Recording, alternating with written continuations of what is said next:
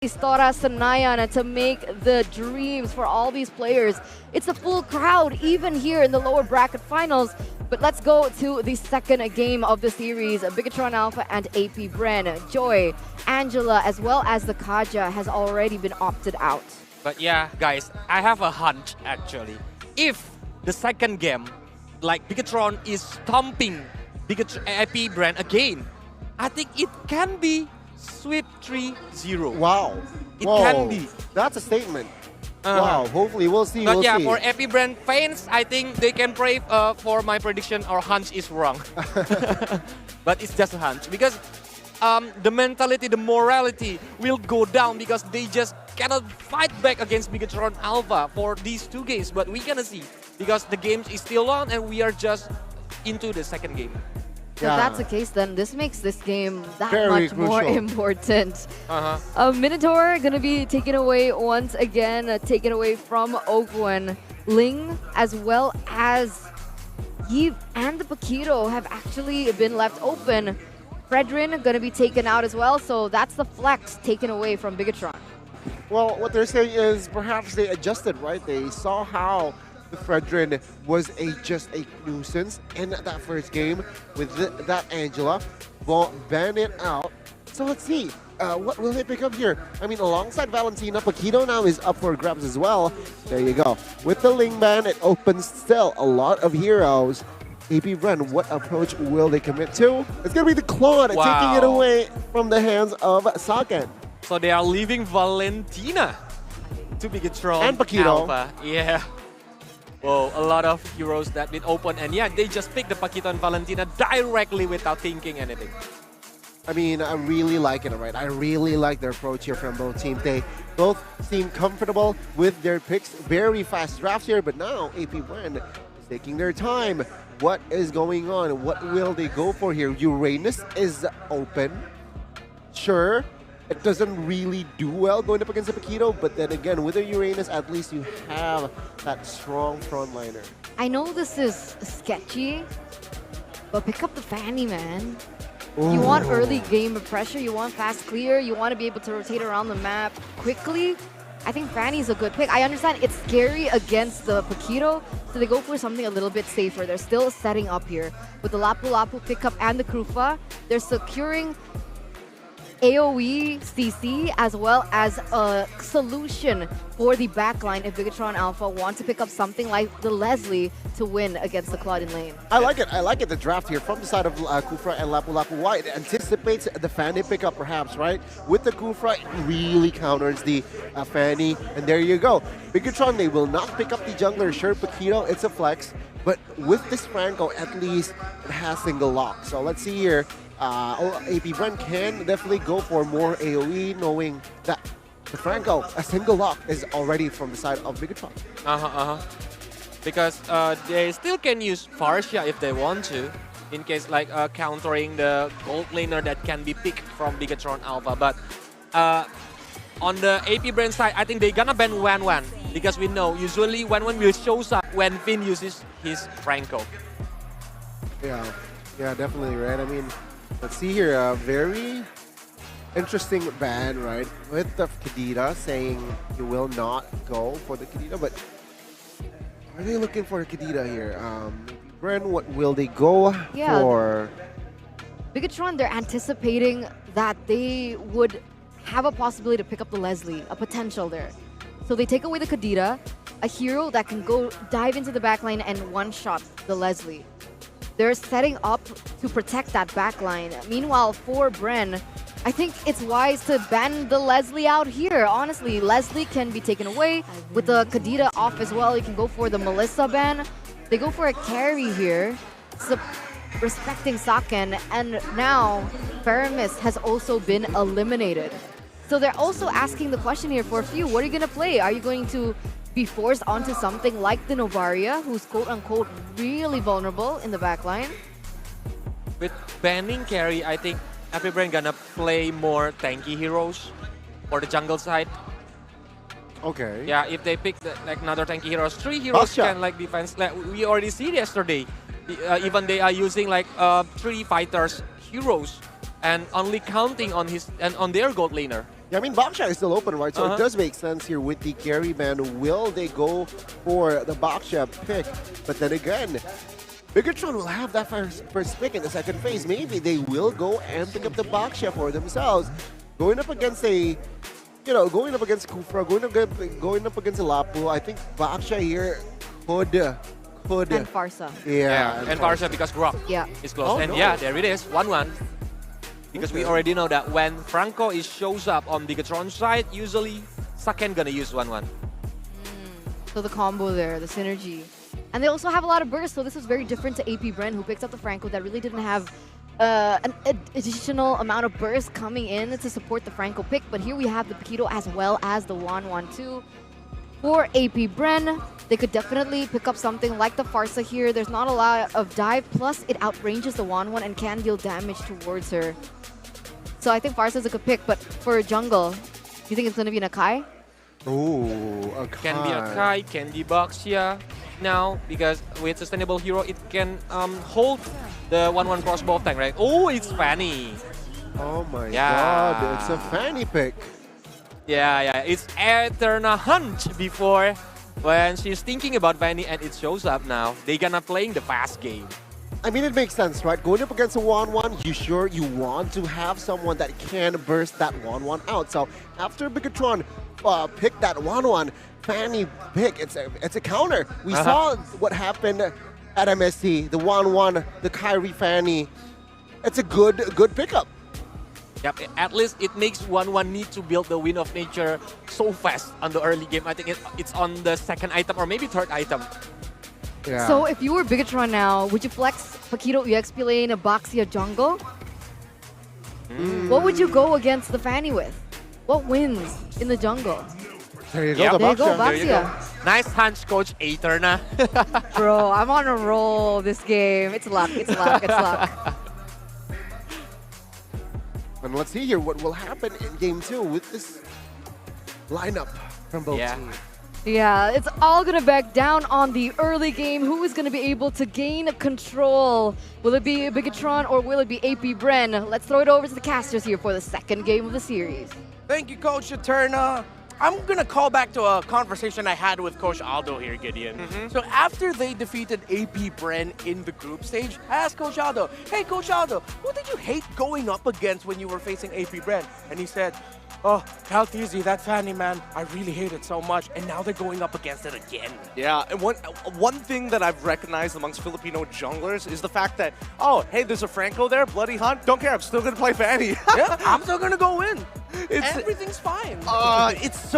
It goes against logic, but it's also just shows the level that these players are going at. Just don't get caught, it's as simple as that. You got steel cables, you are highly maneuverable, we'll get around it. Yeah, don't get caught. That's going to be something AP Bren will really want to grip onto.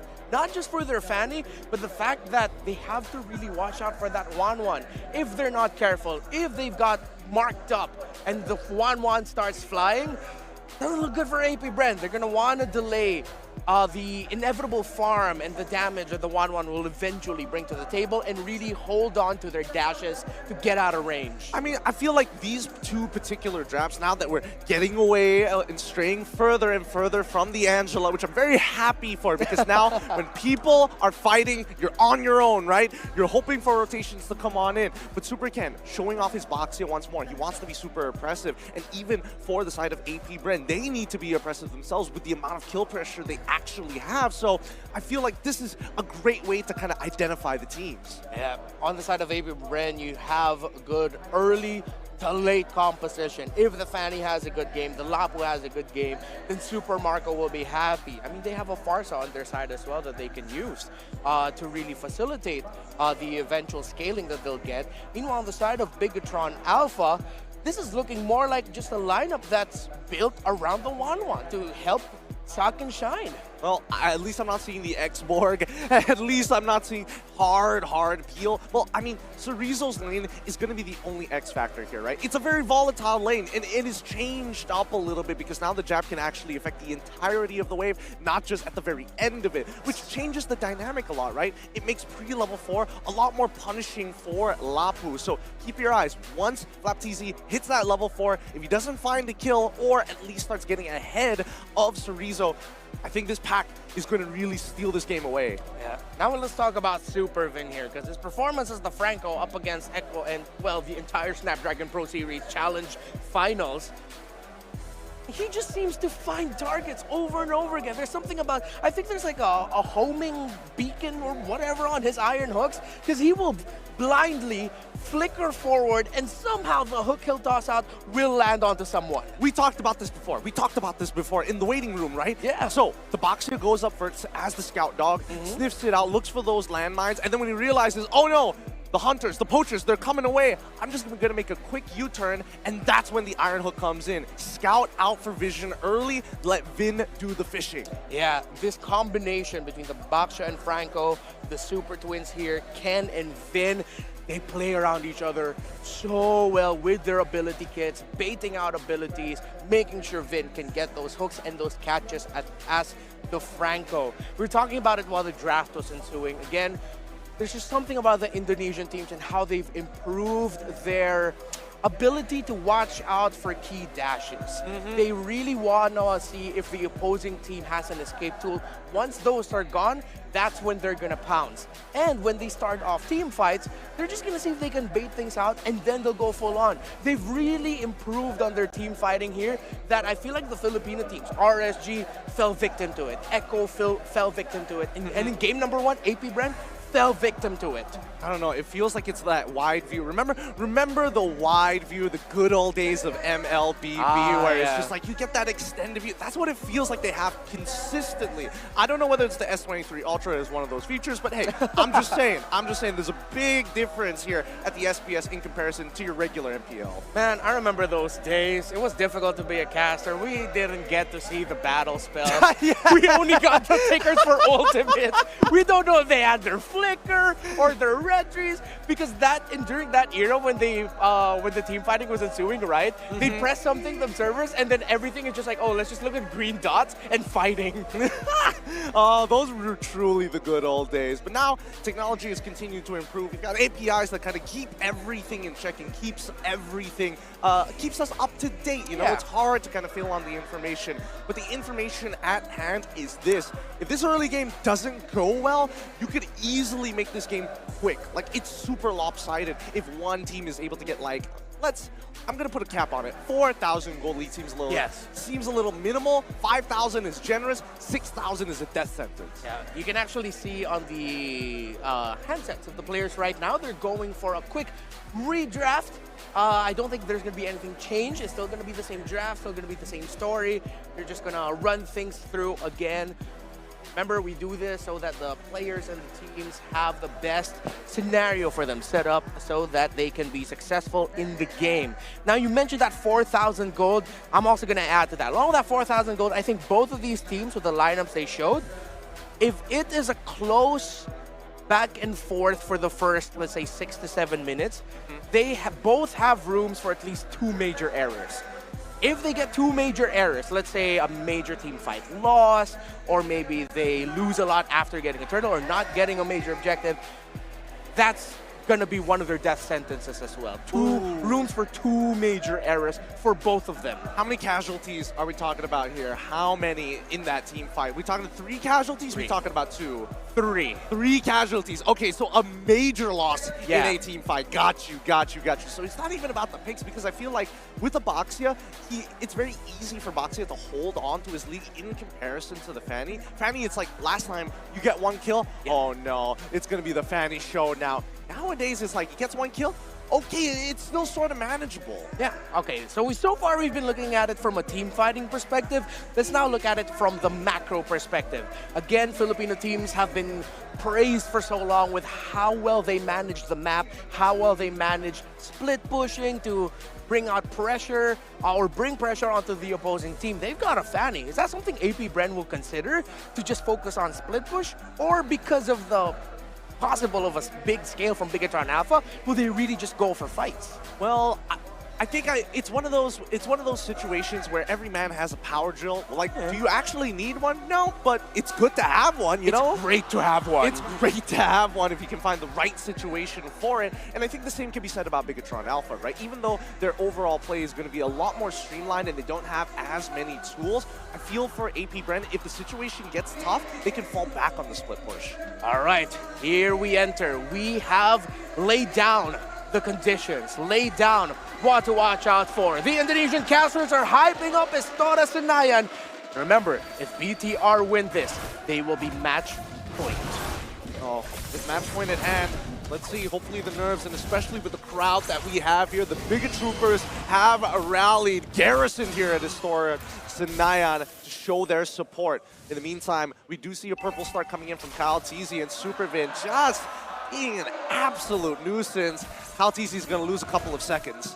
Yeah, that's going to be around a 5 to 7 second gap between him and the opposing jungler. Great disruption there by Supervin, and I think Supervin's still trying to find the angle there, but he's already committed this hook.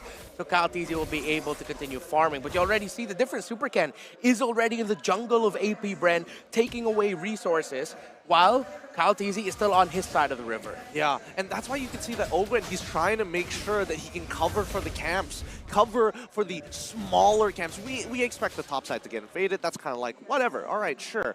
But on the bottom side, if he ends up losing maybe a Bugbear or even a Corbeau, even a Beetle, that's going to make sure that Kyle Teasy doesn't actually make it to that level 4. So it's one of those micro things that you have to be aware of if you ever face off, well, Bigatron Alpha playing as 5. Yeah, now you see Supercan and Kyle Teasy seeing each other. Info provided for Cerezo. That's going to be a stun, but see if Kyle Teasy can whittle down Cerezo a bit because he's won the first minor trade in lane up against Flap Teasy. He was the first to bring Flap Teasy low, but now here's Few and Ogwen forcing a flicker out of Supervin. Okay. So that's a small resources, or a pretty big resource expended here by BTR. Let's see how well they're going to be able to contest this first turtle. All right, so at least they can capitalize on something, right? I don't think Yeah. Supervin is really going to, like, walk up super far in front. He needs to hit level 4, so he's still a threat. And once he hits level 4, at least then it might be a deterrent. Cerezo sees 2, gonna get locked down. Feathered Airstrike gonna be committed on towards him as well. The sprint just not enough, especially when Flap Teasy has that rage meter maxed out. Yeah, okay. So Moreno has the ultimate here of the Lapu Lapu. Supercan's close enough. I wonder if they're gonna try and just trade things out here, see what else they can find.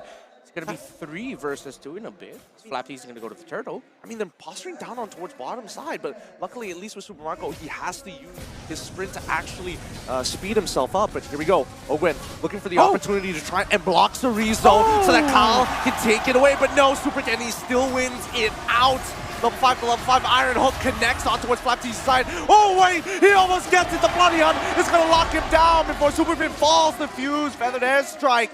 It looked so good. The setup was there, but the finish, they weren't able to completely execute. At the beginning of that, I think Ogwen was overthinking a little bit. He wanted to predict where Supercan wanted to go, try and get closer, but because of that, you saw him fly past the wall, past Supercan, so that Supercan actually ended up winning the Retribution battle there. But AP Bren, again, it could have been a major loss. They're watching out for those major losses. They were still able to take something, but Bigatron Alpha won that for sure. To be fair, I think at least Ogwen considered the most important possibilities, right? Because Yes, let's say of if course. Cerezo was able to actually close the distance on Kyle, that knock-up strike might have been just enough time for someone like Supercan to guarantee the neutral. And here comes Supercan now getting punished. The Feathered Airstrike is good. Flap Teasy helping to set that up.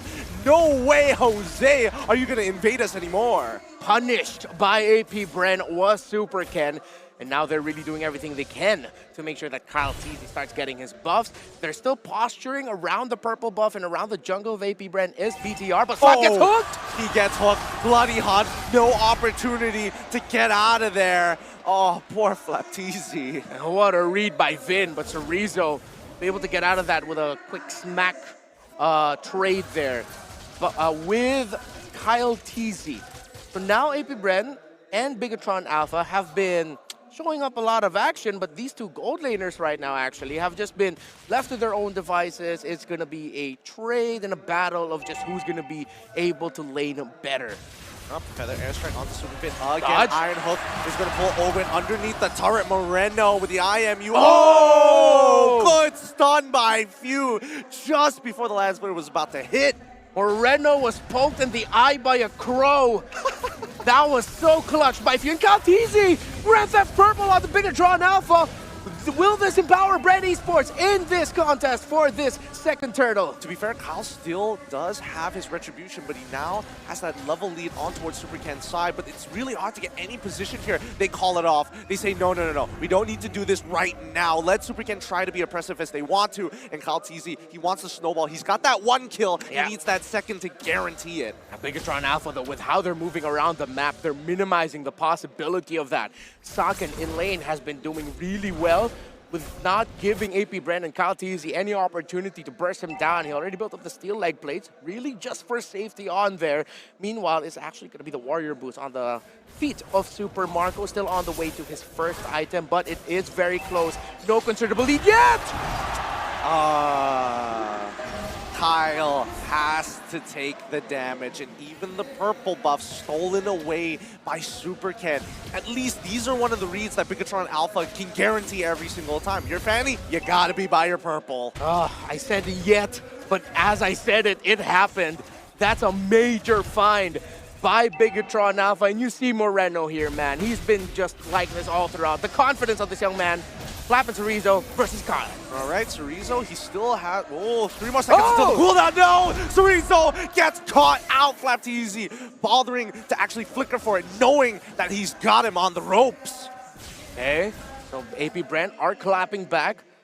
They're just doing everything they can to make sure there's a lot of room for their respective gold laners. Look at that, Saken and Super Marco neck and neck in the gold.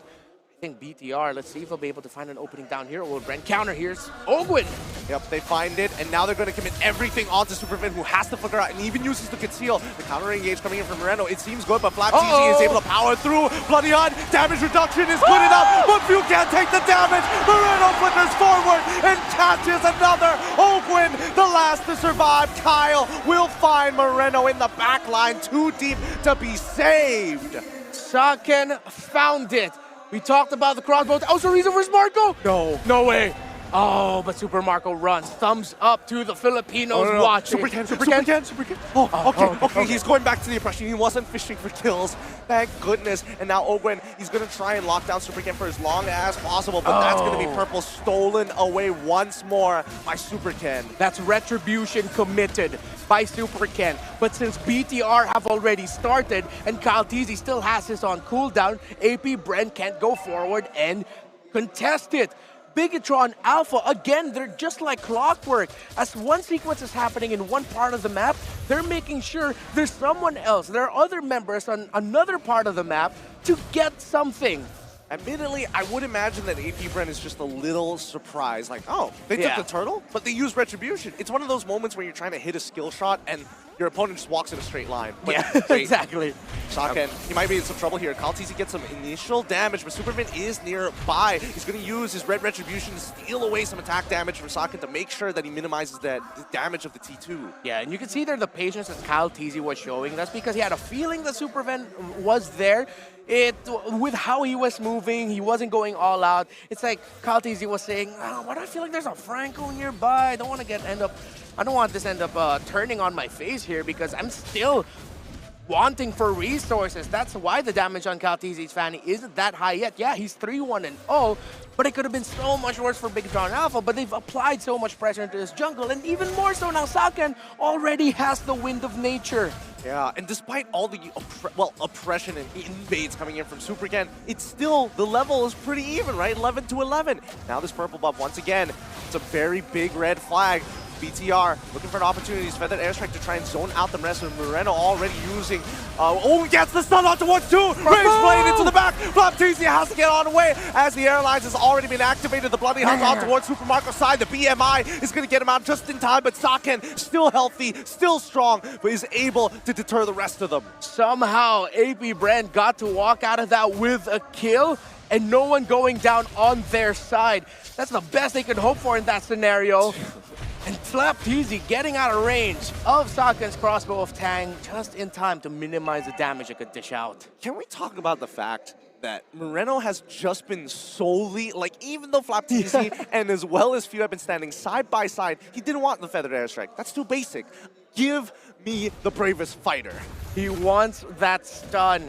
And again, I think this proves even more the point we were making. Bigatron Alpha made this lineup and are playing to set up Super Ken for success. They're not getting the Feathered Airstrike. They want to maximize control so that they can get a nice crossbow of Tang. It's going to be a trade. Bren is going for the tower down bottom, while Bigatron Alpha will be able to get a free first Lord in this game number 2. Yup, and Few is sticking nearby just in case Rizzo wants to show himself off once more. But here we go. Bigatron with a very clear lead. Super Ken is able to stop Ogren in his tracks as Cerezo tries to take this 1v1 against Kyle TZ, but in the meantime, Saken is able to break the mid-tier 1. Clockwork, like you mentioned, Bigatron Alpha in Terminator mode. Man, BTR, they're going to continue pressuring the jungle again of Kyle TZ, who's going to get this purple buff. No, they lock down Super Ken, and now they're making sure that he doesn't have an opportunity for the Airstrike, as well as the Bloody Hunt on towards Super Marco's side. The BMI couldn't be activated. Cerezo's still alive, and Kyle TZ ends up falling. No members of the bigger troopers fall. AP Bren wiped out. And this looks dire. In a crucial game number 2, minions coming in, Lord marching on their side, close the 7 to 12 seconds on the timers. AP Bren were taken out of the map in a snap. Supervin landing a massive hook and catch onto Super Marco! And he does it again! Moreno pushing Ogwin back. Feathered Airstrike looking to punish. They find it as Super Marco will proxy the way with his and take his BMI away. They lose 2 inhibitors. They need to clear up these waves as much as they can. But Supervin right now, he does not miss. The teams who were interviewed and asked about Bigatron Alpha, who is the player on BTR that you're watching out for? A lot of them say Supervin. BTR got stronger because of Supervin. And Supervin right now is putting on a signature Franco performance for the ages. But again, it's not just him. It's the entire BTR. It's the Terminators working like clockwork. And now AP Bren will have their backs against the wall. Dude, that's 35% skill accuracy, but the ones that landed have been massive. They have been massive. High impact iron hooks so far. Super Ken can take the damage, put down the 60%, but Cerezo tries for the flank on towards Kyle TZ's side. Almost good, but can't connect. There's always something with BTR. Their conditions, they're always checking something. There's always a plan B. And right now, the plan B are the fists of Cerezo. If they can't get the initiation they want around Vin, around Moreno, there's always a Paquito behind them looking to punch them in the livers. Kidneys? Livers. What hurts more? I mean, both hurt pretty bad, I'm not gonna lie. Yeah, that's true. The liver punch, though, I will say particularly hurts. But in the meantime, Saken is finishing off his last couple of items here, because now with Bigatron Alpha breaking into the 42k mark, you can expect that the marksmen with no deaths whatsoever. Wow. 4-0-2, Saken is one big boy. And again, this is considering that he's up against a lineup with a Farsa, with a Fanny. It just goes to show how well BTR have set up Saken for success and how well Saken has been positioning himself and maximizing and knowing that, yeah, my range isn't that high with my ultimate. I am going to be as safe as I can. Oh, Cerezo! Not going to be able to burst down Kyle TZ. But Bigatron Alpha, this looks like a free Lord. Yep, it looks like they're going to get this no matter what. Feather Airstrike to try to be the deterrent, but Bigatron Alpha, they're not even worried here. Purple buff is stolen away by Kyle in the meantime, knowing that he's not going to get his own, but at the very least, keeps him in check, keeps him in play. They're just looking for scraps right now, AP Bren. AP Bren saying, please, I want more, another bowl of porridge. Bigatron Alpha is just telling them no. But you can get the scraps that are left on the map. They continue to invade the jungle of Kaltizi. Again, Kaltizi has a purple buff. Not too worried. Will AP Bren be able to withstand the oncoming storm that is BTR Alpha? Here we go, here we go. This could be the final moments here. This could be match point. Super Ken trying to zone off the rest of them as the last inhibitor begins to fall. Cerezo is just buying time, wasting Kaltizi's energy, forcing him to go back underneath the fountain. They need to look for the clear, but here it comes. The conceal. Moreno has the bravest fighter. He finds it in the back line. Tubermarco once again hits it. He's dead. And now we know damage. Cerezo takes out Flaptizi, and Sakin is able to free hit. That's GG. Well played. Supervin left the kingdom because he sees the future with Bigatron. Another massive hook